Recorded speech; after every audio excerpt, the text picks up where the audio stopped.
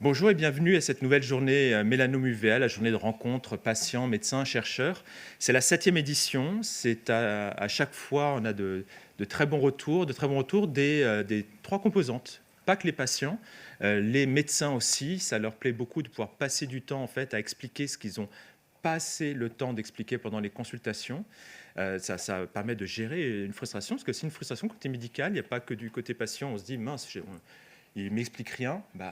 Le médecin aussi, quand même, dans l'immense majorité des cas, aurait bien envie de passer plus de temps à expliquer. Donc c'est aussi cette occasion-là.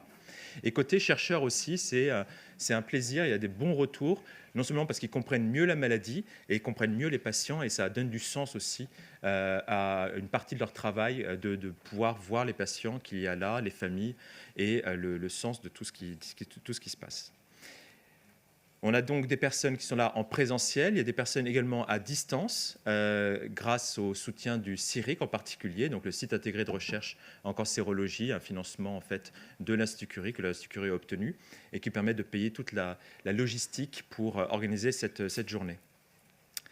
La journée patient cette année, pour la résumer ainsi, journée patient, change un peu. Il faut faire évoluer. Chaque année, c'est bien d'évoluer un petit peu, d'apporter un peu de nouveauté à chaque fois. Il y a des choses qui sont très importantes qu'on va garder et il y a des choses qu'on fait évoluer. Cette année, l'évolution reflète en fait les retours questionnaires qu'on avait depuis 2-3 ans, où il y avait beaucoup de questions sur le vécu du patient, plus que sur la technicité de ce qui se passe. Et donc cette année, on centre encore plus sur le patient, c'est-à-dire vous allez voir les présentations que l'on avait habituellement, typiquement la présentation d'ophtalmologie, qui était une présentation sur comment on traite le cancer de l'œil, comment on fait la protonthérapie, comment on fait l'énucléation, va être tournée justement sur le suivi post-thérapeutique, sur les effets secondaires, sur la tolérance, sur votre vécu. Sachant qu'on en a beaucoup à apprendre de votre côté, en fait, puisque nous, on a ce côté technicien et pas forcément un côté justement sur le vécu, sur ce qui se passe derrière. Donc ça peut être la discussion qui va être générée. Il y a aussi des aspects, cette fois-ci sur l'après-midi, on va vous expliquer les essais cliniques. Au lieu d'expliquer quels sont les essais cliniques, quels sont les résultats, ce qu'on va faire aussi, ça va être plus globalement de comment ça se passe un essai clinique, quels sont les enjeux, pourquoi il est intéressant pour vous directement de participer à des essais cliniques. Et à la fin de la journée, une intervention importante, je pense, pour beaucoup d'entre vous, et on verra si le temps suffira ou s'il faut l'étendre les prochaines années sur les aspects sociaux, en fait, sur les aides sociales dont vous pouvez bénéficier, puisque c'est compliqué, puisque c'est couvre pas forcément assez bien. On va soulever les problématiques qu'il peut y avoir en fonction du profil de chacun et chacune d'entre vous. Et ça, c'est un sujet probablement très important. C'est quelque chose qui est ressorti très fort dans les questionnaires. Donc, on va aborder ça. Une chose importante aussi, pour refléter cette évolution, cette année, je ne serai pas le seul modérateur, je ne suis pas présenté. Je suis côté plutôt médecin et chercheur, puisque je suis le docteur Manuel Rodriguez, je suis oncologue médical et je suis également chercheur du côté du centre de recherche de l'Institut Curie, cette double casquette. Et habituellement, je modérais tout seul, en jonglant sur les questions de la salle et les questions en ligne. Je vous rappelle en ligne que vous pourrez poser vos questions et on les verra apparaître et on pourra les poser. Cette fois-ci, j'ai une comodératrice, Béatrice, qui est une patiente qui a une certaine expertise dans le suivi, dans la démocratie sanitaire, en fait, dans ce lien entre le patient, son vécu, ses questions et la technicité en face du médecin et du chercheur.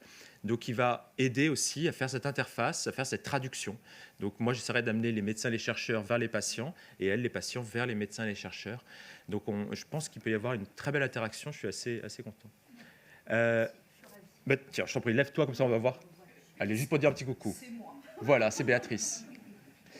Et donc nous avons Fabienne là-bas, qui va être également dans ce type de rôle, mais cette fois-ci plutôt en fin de journée, comme ce qu'on appelle les grands témoins. Dans ce genre de journée, le grand témoin, c'est quelqu'un qui prend des notes pendant la journée et qui suit et qui transmet à la fin de la journée son vécu de la journée. Qu'est-ce qui lui a plu ? Qu'est-ce qu'on pourrait améliorer les prochaines années? Où est-ce qu'elle voit de l'espoir? Où est-ce qu'elle pourrait nous orienter? Qu'est-ce que les patients pourraient faire? Qu'est-ce que les médecins et les chercheurs pourraient faire aussi? C'est un témoignage de fin de journée avec le vécu subjectif, bien sûr, de chacun. Troisième partie sur cette question-là, c'est l'association ENPACO.